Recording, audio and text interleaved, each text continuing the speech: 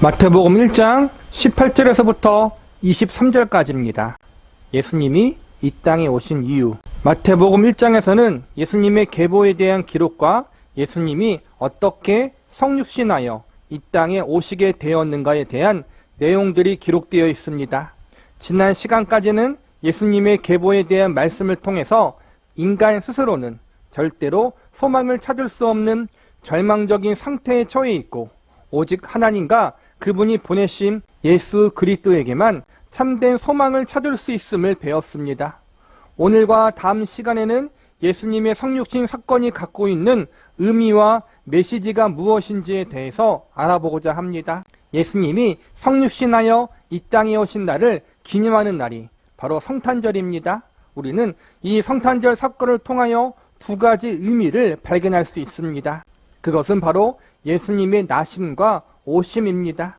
예수님의 나심의 사건이 너무나도 중요하여 학자들은 예수님의 탄생을 기점으로 역사를 기원 전과 기원 후로 나누었습니다. 즉 예수님이 태어나기 전의 역사를 기원 전 역사라고 부르고 그 이유를 기원 후 역사라고 부르는 것입니다.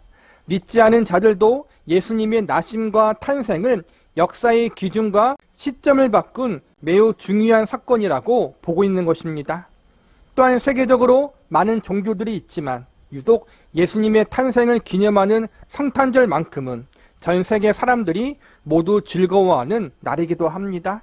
나라와 민족과 종교를 뛰어넘어 성탄절이 되면 대부분의 나라와 사람들이 기뻐하고 즐거워하는 날로 여기고 있는 것입니다. 지구상 수많은 나라와 민족이 이렇게 성탄절을 좋아하는 이유는 아기 예수님이 태어나신 날이 매우 기념비적인 날이라는 사실을 인정하고 있기 때문이라고 할 수 있습니다. 그런데 예수님께서 이 땅에 아기 예수님으로 나신 사건을 많은 사람들이 기념하고 좋아하지만 정작 그 사건 속에 들어있는 성경의 메시지에는 전혀 귀를 기울이지 않고 있습니다. 그저 자신들만의 기분 좋은 웃음과 감성만을 채우는 로맨틱한 날이나 혹은 사랑하는 이들과 함께 지내는 특별한 날로만 여기고 있는 것이 오늘날의 안타까운 현실입니다. 더 큰 문제는 교회와 믿는 그리스도인들도 이러한 세속적인 분위기에 휩쓸리고 있다는 것입니다. 그렇기 때문에 믿는 우리들이 먼저 예수님의 나심과 탄생 속에 담긴 성경적 의미와 바른 메시지에 더욱 귀를 기울이는 노력을 해야 합니다. 그리고 그러기 위해서 예수님의 나심과 탄생을 단순히 기념적인 일로만 바라보는 관점에서 벗어나 예수님이 이 땅에 오실 수밖에 없었던 이유에 대해서 살펴볼 필요가 있습니다. 하나님과 동등되시고 하나님의 독생자 외아들이신 예수님이 왜 인간의 몸을 입고 이 땅에 오셨는가? 그분이 이 땅에 오신 이유와 목적에 관심을 가져야 한다는 것입니다. 예수님이 이 땅에 오신 이유를 알기 위해서 우리는 가장 먼저 그분의 이름에 대해서 살펴보아야 합니다. 왜냐하면 예수님의 이름 속에 담긴 뜻과 의미가 그분이 이 땅에 오신 이유와 목적을 우리에게 알려주고 있기 때문입니다. 그래서 오늘 본문에서 가장 중요한 핵심 단어는 성육신으로 오실 메시아의 이름, 즉 예수와 임마누엘에 있습니다. 우리는 오늘 예수와 임마누엘이라는 이름 속에 담긴 의미를 통해서 예수님의 성육신의 목적, 하나님의 독생자이신 예수 그리스도가 이 땅에 오신 이유에 대해서 알아보도록 하겠습니다. 첫 번째로 임마누엘이라는 이름에 담긴 의미를 통해서 예수님의 성육신 목적에 대해서 살펴보도록 하겠습니다. 본문 23절을 보시기 바랍니다. 보라, 처녀가 잉태하여 아들을 낳을 것이요 그의 이름은 임마누엘이라 하리라 하셨으니 이를 번역한즉 하나님이 우리와 함께 계시다 함이라. 임마누엘이라는 말에는 하나님이 우리와 함께 하신다라는 뜻이 있습니다. 그런데 여기서 궁금증이 하나 생깁니다. 예수님은 하나님의 독생자 외아들이십니다. 그렇다면 하나님의 아들이 우리와 함께 하신다는 의미의 이름을 주셔야 하는데 그렇게 하지 않으시고 하나님 자신이 우리와 함께 하신다는 의미의 이름을 예수님에게 주셨습니다. 저는 이 부분에 대해서 크게 두 가지 의미가 있다고 봅니다. 하나는 예수님이 하나님의 독생자 외아들로서 성부 하나님의 정권을 위임받아 오셨다는 의미가 있다고 볼 수 있습니다. 정권을 위임받았다는 것은 예수님이 하나님의 대리자로서 이 땅에 오셨다는 것입니다. 그렇기 때문에 예수님이 이 땅에 오신 것 자체가 하나님이 이 땅에 온 것과 동일하다는 의미로 받아들일 수 있는 것입니다. 또 하나는 예수님이 하나님의 아들이면서 동시에 하나님과 동등된 분이시기 때문에 예수님의 성육신 사건은 곧 하나님이 이 땅에 오신 것과 같다는 의미로 받아들일 수 있습니다. 즉 예수님이 이 땅에 오심은 하나님이 하나님 백성들과 함께하기 위해서 오신 것과 동일하다고 받아들일 수 있는 것입니다. 임마누엘이라는 이름을 통해서 예수님이 하나님의 대리자이자 하나님과 동등되신 존재로서 이 땅에 오셨고, 이는 곧 창조주 하나님이 우리와 함께하기 위해서 이 땅에 오신 것과 같은 것입니다. 전지전능하신 하나님이 우리의 인생길에서 우리를 만나주시고 우리와 함께 동행해 주시기 위해서 친히 육신의 몸을 입고 이 땅에 오신 사건, 그 사건이 바로 성탄절의 사건이고 예수님이 이 땅에 오신 이유와 목적인 것입니다. 우리는 삶을 살면서 누구와 함께하느냐에 따라 인생이 달라질 수 있습니다. 우리나라 옛말에 친구 따라 강남 간다라는 말이 있습니다. 즉 나쁜 사람과 함께 어울려 다니면 자연스럽게 나쁜 영향을 받게 됩니다. 반대로 좋은 사람들과 함께 어울려 다니면 자연스럽게 좋은 영향을 받게 됩니다. 그래서 우리 주변에 좋은 친구, 좋은 동료들을 두는 것은 정말로 중요합니다. 이처럼 내 주변에 어떤 사람이 있고 내가 어떤 사람과 함께 하느냐에 따라서 우리의 인생은 많은 변화를 겪게 됩니다. 하물며 하나님과 동등되신 예수님과 가까이 하고 그분과 함께하는 인생을 산다면 우리의 인생은 너무나도 크게 달라질 것입니다. 우리의 운명과 영혼이 새롭게 변화되는 역사가 일어날 것입니다. 그래서 고린도후서 5장 17절에 보면 이렇게 선포합니다. 그런즉 누구든지 그리스도 안에 있으면 새로운 피조물이라. 이적 것은 지나갔으니 보라 새 것이 되었도다. 우리의 삶과 인생 가운데 선한 영향력이 있는 사람을 만나고 능력 있는 사람과 함께하는 것이 중요하지만 그것보다 더 중요한 것이 있습니다. 그것은 바로 이 임마누엘 사건의 주인공이신 예수님을 만나고 그분과 함께하는 것입니다. 예수님은 단순히 선한 영향력이 있는 사람이나 능력이 좋은 인물이 아니라 하나님과 동등되신 하나님의 독생자 외아들이십니다. 그렇기 때문에 우리는 예수님을 만나야 하고 그분과 함께하는 인생을 사모해야 합니다. 그런데 여기서 더욱 중요한 것은 하나님이 우리가 그분을 만나기 위해서 그분을 먼저 찾기만을 기다리지 않으시고 하나님 자신이 먼저 우리에게 손을 내미셨다는 것입니다.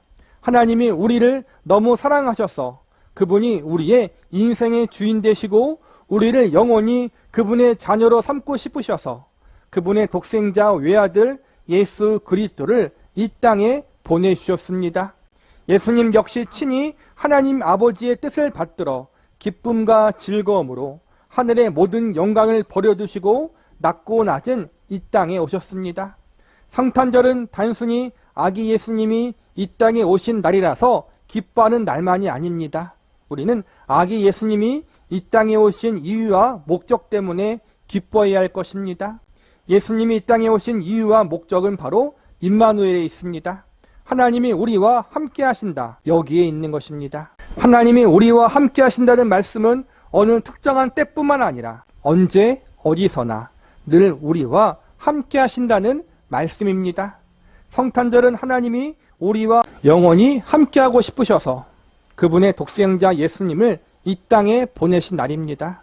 그리고 이 사실로 인하여 기뻐하고 감사하는 날입니다. 지금도 우리와 함께하고 계시는 하나님, 우리는 매일의 생활 속에서 나와 함께 하시는 하나님을 기억하면서 날마다 하나님 앞에 기쁨과 감사의 삶을 살 수 있기를 바랍니다. 두 번째, 예수라는 이름에 담긴 의미를 통해서 예수님의 성육신의 목적에 대해서 살펴보도록 하겠습니다. 본문 21절을 보시기 바랍니다. 아들을 낳으리니 이름을 예수라 하라. 이는 그가 자기 백성을 그들의 죄에서 구원할 자이심이니라 하니라. 예수라는 이름은 여호와가 구원하신다라는 뜻을 가지고 있습니다. 구원이란 말은 매우 광범위한 의미를 가지고 있지만 오늘 본문에서 천사가 전달한 구원의 의미는 일상적인 위기에서의 구원을 말하는 것이 아니라 보다 근본적인 문제와 위기로부터의 구원을 나타내는 말입니다. 인간들이 겪는 일상적인 위기에서의 구원이 아닌 보다 근본적인 문제와 위기로부터의 구원이 무엇입니까? 그것은 바로 죄로부터 구원인 것입니다. 많은 사람들이 예수님이 이 땅에 오신 이유에 대해서 잘못 이해하고 있습니다. 어떤 사람은 예수님이 이 땅의 사람들에게 사랑과 화평을 전파하기 위해서 오셨다고 주장합니다. 또 어떤 사람들은 가난과 질병으로부터 건져내시기 위해서 오셨다고 말합니다. 또한 어떤 이들은 여러 가지 핍박과 억압으로부터 사람을 해방시키기 위해서 이 땅에 오셨다고 주장합니다. 질병에서의 구원, 경제적 어려움으로부터의 구원, 자유와 불평등으로부터의 구원, 인간이 가지고 있는 모든 불행으로부터의 구원, 이러한 구원을 위해서 예수님이 이 땅에 오셨다고 주장하는 사람들이 많이 있습니다. 그러나 오늘 성경은 예수라는 이름을 통해서 자기 백성을 죄에서 구원할 자라고 선언하고 있습니다. 즉 예수님이 이 땅에 오신 목적은 죄로부터 하나님의 백성들을 구원하기 위해서인 것입니다. 만약 하나님이 보시기에 인간에게 가장 필요한 것이 경제적 어려움의 극복이라면 유능한 경영자나 경제학자를 보내셨을 것입니다. 사회적 불합리와 불평등에서의 해방을 원하셨다면 뛰어난 정치적 지도자나 전략가를 보내셨을 것입니다. 질병이나 육신의 연약함으로부터 구원을 원하셨다면 뛰어난 의사나 치료자를 보내셨을 것입니다. 보다 쉽게 이야기하자면 그 당시 예수님이 로마 황제의 자녀로 태어나게 하시고 전 세계를 정복하여 영원토록 통치하도록 역사하셨으면 이외의 모든 문제들이 해결될 수 있었을 것입니다. 그러나 하나님은 우리 인간들에게 필요한 것이 이러한 것들이 아님을 아셨습니다. 도저히 인간들의 힘으로 해결할 수 없는 문제, 그들에게 가장 절실하게 필요하지만 정작 그들 자신들은 그 사실을 알지 못하고 있는 문제를 해결해 주기 위해서 예수님을 이 땅에 보내주셨습니다. 그것이 무엇입니까? 바로 죄의 문제, 구원의 문제였습니다. 하나님은 죄의 문제를 해결해 주시고 죄가 가져오는 영원한 저주와 죽음에서 구원해 주기 위해서 우리에게 구세주를 보내주신 것입니다. 그래서 예수님의 이름 자체가 바로 구원이며 그분의 이름 자체가 그분이 이 땅에 오신 가장 큰 목적, 죄로부터의 구원임을 나타내고 있는 것입니다. 죄의 삭은 죽음이고 그 결과로 모든 인간은 영원한 하나님의 거룩한 진노를 피할 수 없게 되었습니다. 그래서 하나님은 죄로 인하여 영원히 저주받고 멸망당해야 하는 우리들을 구원하기 위해서 하나님의 아들이신 예수님을 이 땅에 보내셨습니다. 우리의 죄를 대신하여 속죄의 제물로 십자가에서 목숨을 내어 놓으시게 하셨습니다. 이 땅에 오신 예수님은 우리의 죄를 대속하기 위하여 십자가에서 죽으신 것입니다. 그분의 피 흘림으로 우리의 죄의 문제는 해결되었습니다. 그리고 우리의 영원한 승리와 생명을 위하여 사흘 만에 다시 부활하셔서 하늘에 올라가 하나님 우편에 계십니다. 우리가 이 사실을 믿고 그 예수님을 우리의 구원자요 주인으로 믿고 받아들일 때 우리는 우리의 모든 죄와 허물을 용서받고 하나님의 자녀가 될 수 있습니다. 그러나 이러한 사실을 믿지 않고 받아들이지 않은 자들은 하나님과 상관이 없는 사람이 되고 맙니다. 그래서 성경은 다음과 같이 선포합니다.